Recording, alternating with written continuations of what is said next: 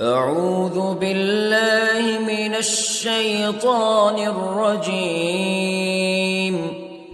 بسم الله الرحمن الرحيم. الرحمن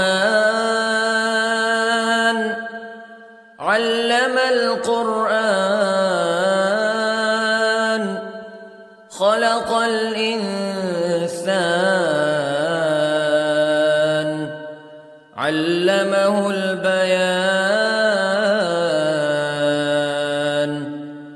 الشمس والقمر بحسبان والنجم والشجر يسجدان والسماء رفعها ووضع الميزان ألا تطغوا في الميزان وأقيموا الوزن بالقسط ولا تخسروا الميزان. والأرض وضعها للأنام فيها فاكهة والنخل ذات الأكمام والحب ذو العصف والريحان فبأي آلاء ربكما تكذبان. خلق الإنسان من صلصال كالفخار وخلق الجان من مارج من نار فبأي آلاء ربكما تكذبان.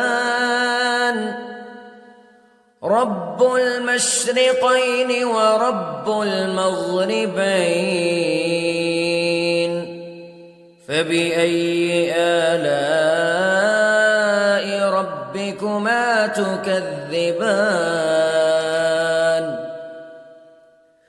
مرج البحرين يلتقيان بينهما برزخ لا يبغيان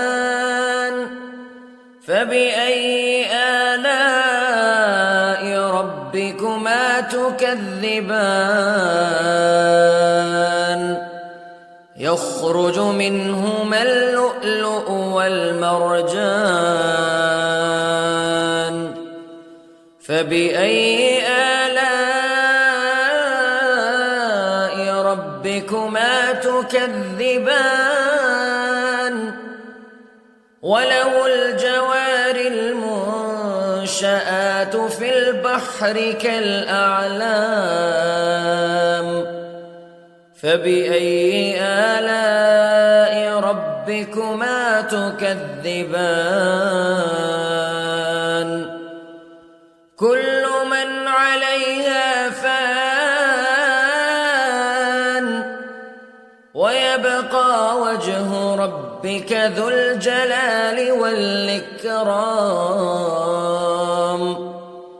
فبأي آلاء ربكما تكذبان. يسأله من في السماوات والأرض كل يوم هو في شأن فبأي آلاء ربكما تكذبان. سنفرغ لكم أيها الثقلان فبأي آلاء ربكما تكذبان.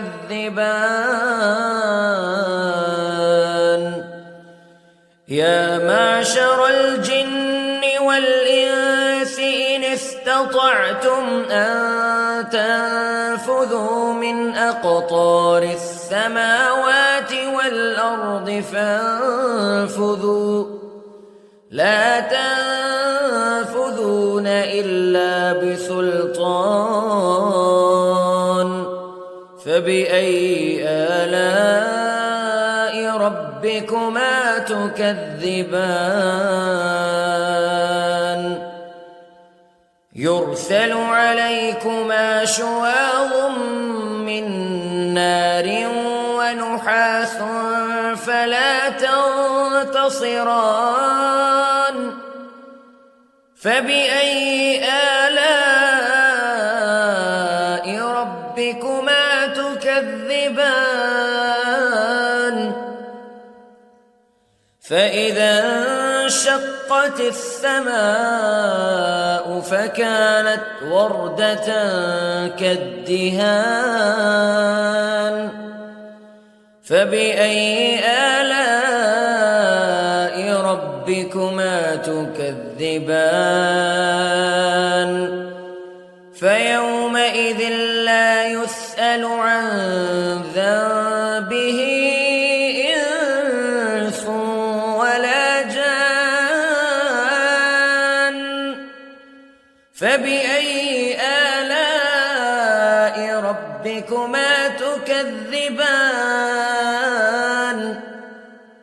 يعرف المجرمون بسيماهم فيؤخذ بالنواصي والأقدام فبأي آلاء ربكما تكذبان هذه جهنم التي يكذب بها المجرمون يطوفون بينها وبين حميم آن فبأي آلاء ربكما تكذبان ولمن خاف مقام ربه جنتان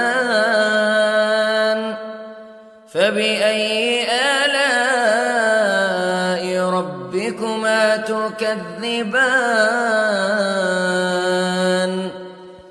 ذواتا أفنان فبأي آلاء ربكما تكذبان فيهما عينان تجريان فبأي آلاء ربكما تكذبان فيهما من كل فاكهة زوجان فبأي آلاء ربكما تكذبان متكئين على فرش بطائنها من استبرق وجنى الجنتين دان فبأي آلاء ربكما تكذبان فيهن قاصرات الطرف لم يطمثهن إنس قبلهم ولا جان فبأي آلاء ربكما تكذبان كأنهن الياقوت والمرجان فبأي آلاء ربكما تكذبان هل جزاء الإحسان إلا الإحسان فبأي آلاء ربكما تكذبان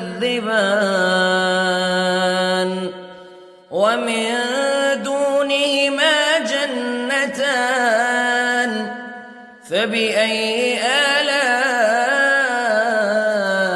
ربكما تكذبان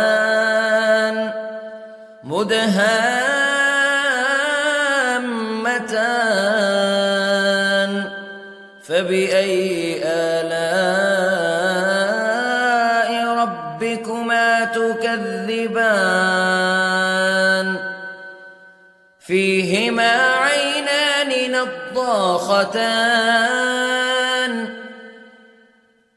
فبأي آلاء ربكما تكذبان فيهما فاكهة ونخل ورمان فبأي آلاء ربكما تكذبان فيهن خيرات حسان فبأي آلاء ربكما تكذبان حور مقصورات في الخيام فبأي آلاء ربكما تكذبان لم يطمثهن إنس قبلهم ولا جان فبأي آلاء ربكما تكذبان متكئين على رفرف خضر وعبقري حسان فبأي آلاء ربكما تكذبان تبارك اسم ربك ذي الجلال والإكرام